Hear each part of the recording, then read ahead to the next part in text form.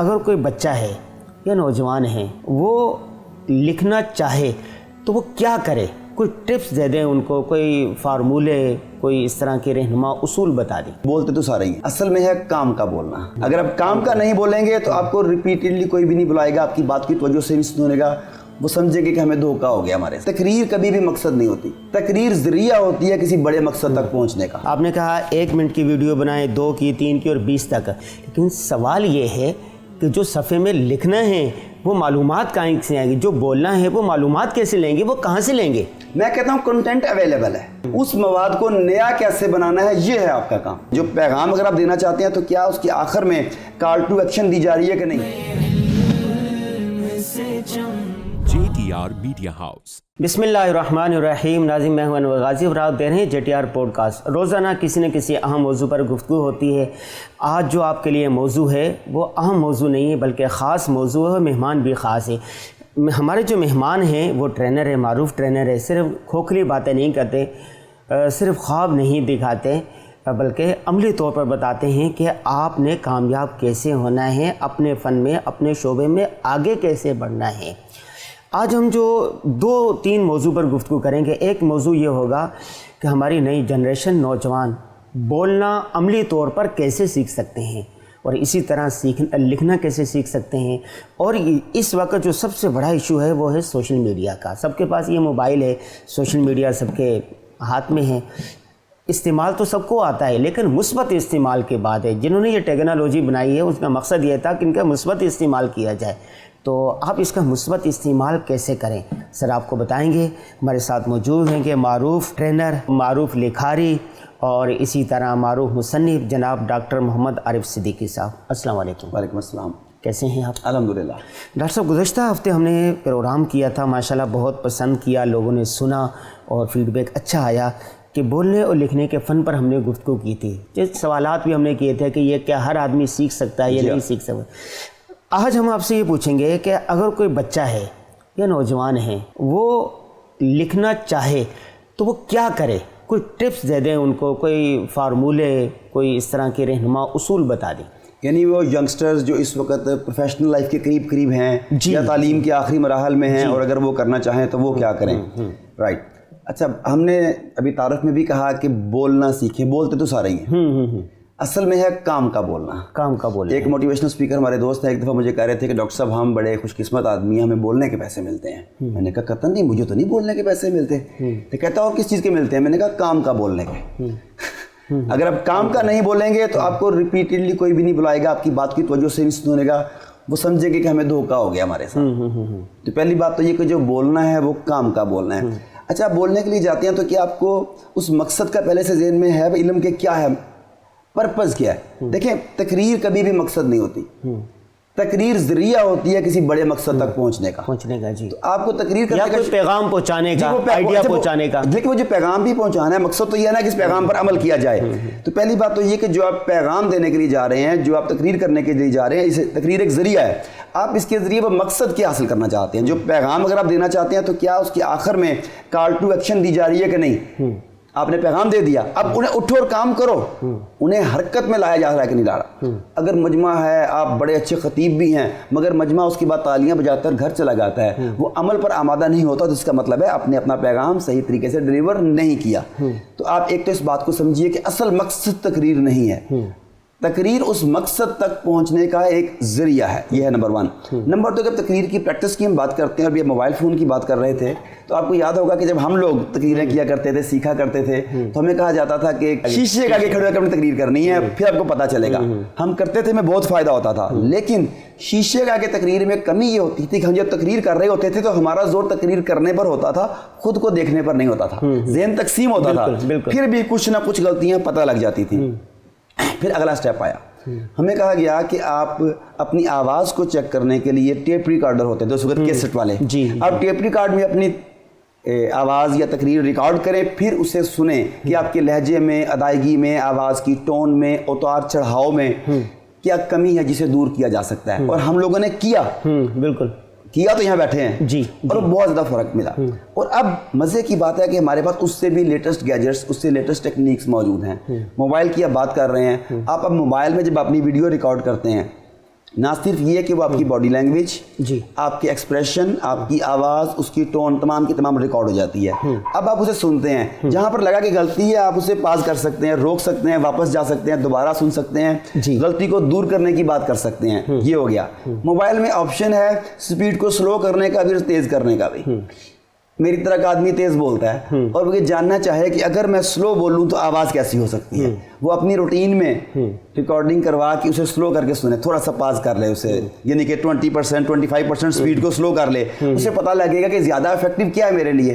अगर कोई आदमी बहुत स्लो बोलता है, 1.5 पे 1.25 पे अपनी स्पीड को मोबाइल में करे और देखे मैं तेज़ बोलूँगा तो क्या असर होगा। यानी अब आपको मोबाइल बहुत तरह की हेल्प करता है आपको। ठीक है। तो हम इसे इस तरह का इस्तेमाल करेंगे तो हमारी प्रैक्टिस बेहतर हो जाएगी। जब प्रैक्टिस बेहतर होगी तो यकीनी तौर पर आप आगे डिलीवर बेहतर कर सकेंगे। ठीक है। उसके बाद मौज़ूआत, मैं हमेशा ये रिकमेंड करता हूँ जब मैं पब्लिक स्पीकिंग का कोर्स करवाता हूँ तो मेरा कोर्स 5 to 7 डेज़ का होता है, जो नॉर्मल लोगों के लिए होता है, प्रोफेशनल्स के लिए 3 डेज़ का होता है। मैं फिर उन्हें 100 वीडियोस के टास्क देता हूँ। 100 वीडियोस आपने बनानी है, लेकिन कैसे बनानी है? पहली 10 वीडियोस 1-1 मिनट की, आपने 1 मिनट में वीडियो कंप्लीट करनी है। अब अगर वीडियो आप दरमियान में छोड़ के चले जाते हैं कि मिनट पूरा हो गया, मौजू से इंसाफ नहीं हुआ, तो you are not a speaker. अच्छा, अक्सर औकात ये होता है कि आप बोल रहे हैं, आपने बात को इतना फैला लिया, आप क्लोजिंग नहीं कर सके, उसका नतीजा नहीं निकाल सके, तो सारी बात तो बेअसर हो गई। आपको 1 मिनट के काबिल होना चाहिए। आप बना लेते हैं, अगला स्टेप है 2 मिनट की वीडियो, फिर अगला स्टेप है 200 सेकंड की वीडियो। यानी मुख्तलिफ इस तरह से करते करते करते मैं उन्हें 20 मिनट तक लेके आता हूँ। अच्छा, अब 20 मिनट में जो गुफ्तगू है उसी गुफ्तगू का निचोड़ 1 मिनट में भी देना है आपने अगर जरूरत पड़े तो। और अगर 1 मिनट वाली गुफ्तगू में जो अपने पॉइंट बताए हैं, अगर कहीं तफसील से बयान करने का मौका मिले तो आप 20 मिनट्स पर भी उसे बयान करने के कादिर हो। अब ये आपको दोनों तर्ज की खिताबत या तकरीर जो है उससे आशना कराती है और आप बेहतर रिजल्ट्स ले सकते हैं। फिर एतमाद, आप शुरू में सांस फूल जाता है आपका। अच्छा, सांस फूलने में मैं आपको अक्सर लोगों का फूलता होगा, कारी हजरात की लत के लिए बड़ा पकाते हैं सांस को, तो शायद आपने यहीं पर मेरे पुराने प्रोग्राम देखे हो, मैं अच्छे उलमा से गुब्बारे फुलवाता था, तो बड़ा बाहर फनी सा लगता था कि ये गुब्बारों का इन हजरात के साथ क्या काम। गुब्बारे सांस की प्रैक्टिस के लिए मेरे इल्म में जितनी एक्सरसाइजेज हैं उनमें से वन ऑफ बेस्ट। अच्छा, देखें, आप गुब्बारा पकड़ते हैं, गुब्बारा फुलाएं, क्योंकि आपने एक फिक्रा है जो आपने 3-4 लाइनों पर मुश्तमिल है, आपने लंबा फिक्रा बोलना है। अगर बीच में पाज आता है तो फिक्रे का वो रिदम टूट जाता है, मैं नहीं बदल जाता है, बात ये भी तो बदल जाता है जी। अच्छा, आपको प्रैक्टिस होनी चाहिए। अब मैं उसके लिए प्रैक्टिस बताता हूँ। क्या बैलून हाथ में पकड़ें, लंबा, कितनी सांसों में बैलून फुला पाते हैं, फिर उससे कम सांसों की, फिर बर्स्ट, जिस तरह गन बर्स्ट मारते हैं। अब आप बैलून को लें और उसमें बर्स्ट से छोटी सांस बर्स्ट के साथ प्रैक्टिस करें आप कि कितने बर्स्ट। अच्छा, ये बर्स्ट, लंबी सांस, छोटी सांस, बर्स्ट, लंबी सांस, छोटी सांस, ये आपके जो लंग्स हैं, फेफड़े, उनकी बड़ी मजबूत किस्म की एक्सरसाइज करवाती है। सिर्फ 3-4 दिन इस तरह की एक्सरसाइज करने से, 100 बैलून फैलाने से आप वाज़े तौर पे महसूस करेंगे कि जो बैलून आप आगे 5 या 6 सांसों में फुला रहे थे, अब आप 3 से 4 सांसों में फुला रहे हैं। यानी 20% सांस तो लंबा हो गया आपका 3 दिन में ही। अब आप जब तकरीर करने के लिए जाएंगे तो आपका सांस नहीं फूलेगा, आप लंबा फिक्रा अदा कर सकेंगे, आपको इसमें भी फायदा होगा। लेकिन डॉक्टर साहब, ये बात तो ठीक है, सारी आपने बताई ना। आपने कहा 1 मिनट की वीडियो बनाएं, 2 की, 3 की और 20 तक, या इसी तरह 1 सफ़ा लिखें, 2, 3, 4 और 50 सफ़े या 100 सफ़े लिख जाएं। लेकिन सवाल ये है कि जो सफ़े में लिखना है वो मालूमात कहाँ से आएगी, जो बोलना है वो मालूमात कैसे लेंगे, वो कहाँ से लेंगे? अच्छा, इसमें आम तौर पर जो बताया जाता है वो यही बताया जाता है कि मालूमात कैसे इकट्ठी करनी है, मवाद कहाँ से इकट्ठा करना है, सैकड़ों ज़ख़ीरा अल्फाज कहाँ से आएगा, ये आपको सैकड़ों किताबें जो है इस बारे में मिलेंगी। मैं डिफरेंट बताता हूँ जी। मैं कहता हूँ कंटेंट अवेलेबल है, जो मवाद है वो मवाद आपसे पहले सैकड़ों हजारों लोग बयान कर चुके हैं, लिखा हुआ भी है, गूगल पर भी मौजूद है, नेट पर मौजूद है, कुतब में मौजूद है, नोट्स में मौजूद है, वो ऑलरेडी मौजूद है। उस मवाद को नया कैसे बनाना है, ये है आपका काम। नहीं, मवाद वो हासिल कैसे करें? देखिए, मवाद हासिल करने के, जैसे मैं कह रहा हूँ कि बेशुमार तरीके आप गूगल से भी ले रहे हैं, किताबों से भी ले रहे हैं, इसके बारे में मटेरियल बहुत सारा मौजूद है। मसला ये है कि आज की जो नई नस्ल है ना, वो थोड़ा सा किताब पढ़ने लगे कि नहीं, एक सफ़े से ज़्यादा हम पढ़ ही नहीं सकते, सर में दर्द होता है। अच्छा, दूसरी बात, अगर वो सुनना चाहें लेक्चर किसी का, वो सुनते नहीं, उनको नींद आ जाती है।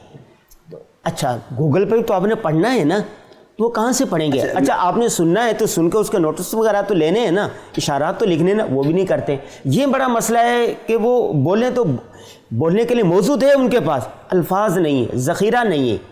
मैं आपको अर्ज़ करता हूँ, जहाँ तक बात है जो लोग सो जाते हैं, कई मरतबा मैं सेमिनार कंडक्ट करने के लिए जाता हूँ तो जो होस्ट हैं वो पहले कहते हैं कि डॉक्टर साहब आए हैं, आपने तवज्जो से बैठना है, किसी ने टेक नहीं लगानी, किसी ने सोना नहीं है, अपने साथ वाले को भी जगा के रखना है। मैं बैठा होता हूँ तो मुझे अपनी इंसल्ट फील हो रही होती है इस बात पे। अब मैं स्टेज पर आता हूँ तो मैं कहता हूँ कि सबसे पहले आप टेक लगाएं और आप सोने की भरपूर कोशिश करें। आपको जगा के रखना मेरा काम है। अगर मैं आपको जगा के नहीं रख सकता तो मुझे इस स्टेज पर, इस माइक पर नहीं आना चाहिए। This is my challenge. तो एक अच्छा स्पीकर जो है ये उसका काम है कि जगा के रखे, कारी का काम नहीं है कि जाग के रखे। वो कैसे इंटरेक्टिव सेशंस करता है, किस तरह से सवाल जवाब करता है, ये असल में स्पीकर की जिम्मेदारी है। और हर स्पीकर को समझना चाहिए कि वो ये एक्सक्यूज कभी भी ना लेके आए कि मैं तो बोलना चाहता हूँ, लोग सो जाते हैं आगे से। इसका मतलब है कि आपकी बात में दिलचस्पी नहीं है, लोग पढ़ना नहीं चाहते। पढ़ना क्यों नहीं चाहते? पढ़ना इसलिए नहीं चाहते कि उस किताब में उसका इंटरेस्ट नहीं है। बात तो इंटरेस्ट की है। अगर मैं आपसे पूछूं, छोटी सी बात पूछता हूँ आपसे, तमाम बल्कि व्यूअर से पूछता हूँ, मैं आपको सुन नहीं सकता, आप मुझे सुन सकते हैं। मैं आपको फौरी तौर पे कहता हूँ मुझे एक लतीफ़ा सुनाएं। क्या एक आध मिनट में फौरी तौर पे एक शानदार लतीफ़ा आपके जहन में आ जाएगा?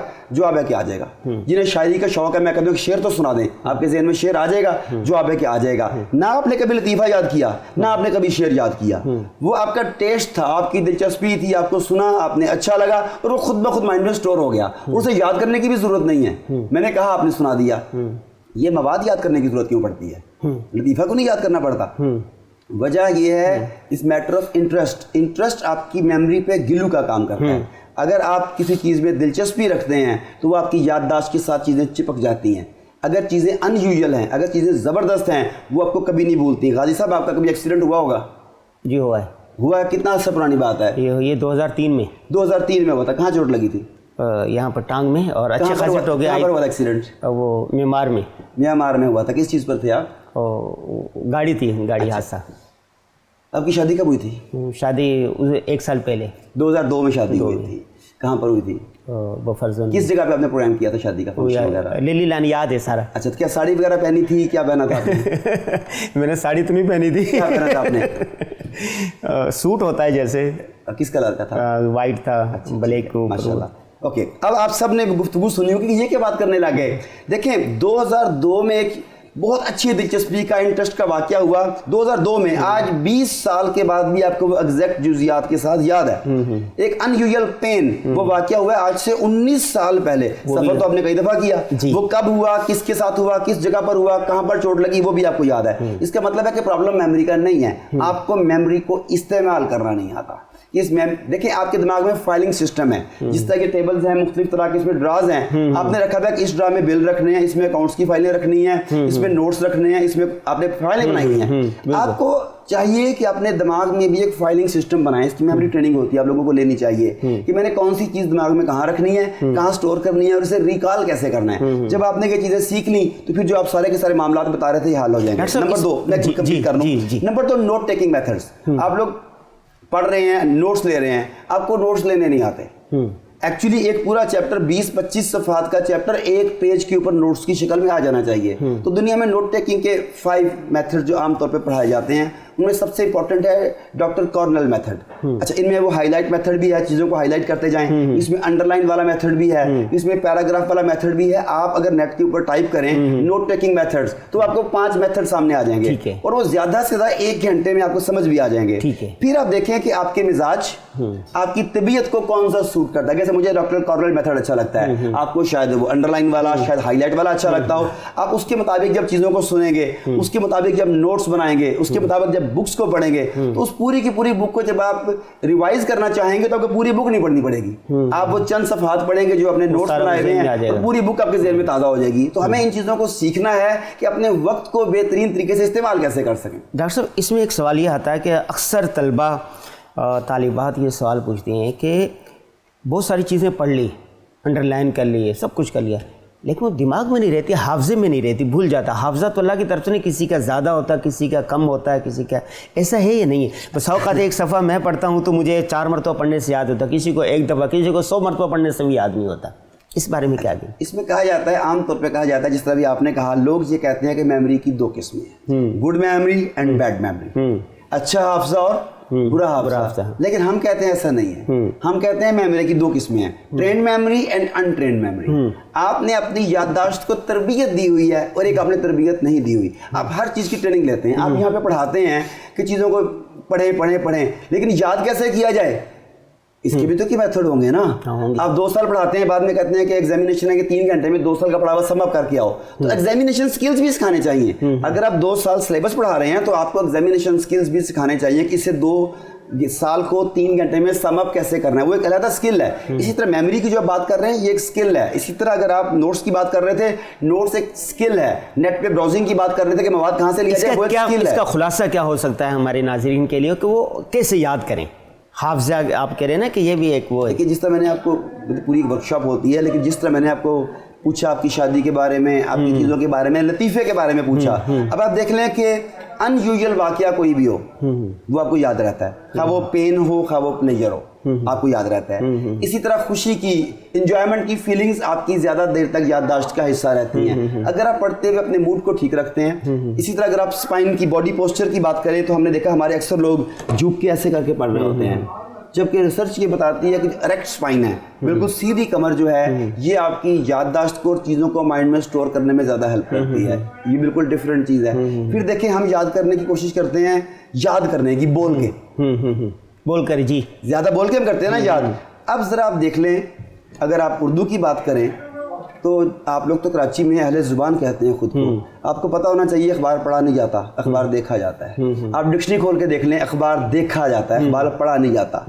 अच्छा, आप चीज़ों को दोहराते हैं, उर्दू में कह लें, लफ्ज़ आप ये कह रहे हैं, लेकिन आप इसकी टर्मिनोलॉजी देख लें, इससे इसकी रिवीजन कर लें। रिवीजन का ताल्लुक है आंखों से, इसे रिव्यू कर लें, व्यू का ताल्लुक है आंखों से। इसे ज़रा गहरी नज़र से मुतालिया करें। इसका मुतालिया गहरी नज़र से करें, कानों से नहीं कह रहे, ज़ुबान से नहीं कह रहे, गहरी नज़र से इसका मुतालिया करें, इसका सरसरी नज़र से मुतालिया करें। अंग्रेजी में कहते हैं बर्ड्स आई व्यू, अंग्रेजी में कहते हैं हैविंग अ डीप लुक। इन तमाम चीज़ों में किस चीज़ को पढ़ने के लिए और मेमोरी को पैगाम देने के लिए किस हिस्स को इस्तेमाल किया जा रहा है? बसारत को। अच्छा, अब हम क्या कर रहे हैं, पहले देखते हैं, फिर बोलते हैं, फिर सुनते हैं, फिर स्टोर करते हैं। अब आपका दिमाग ये 4 हिस्सों में डिवाइड हो गया।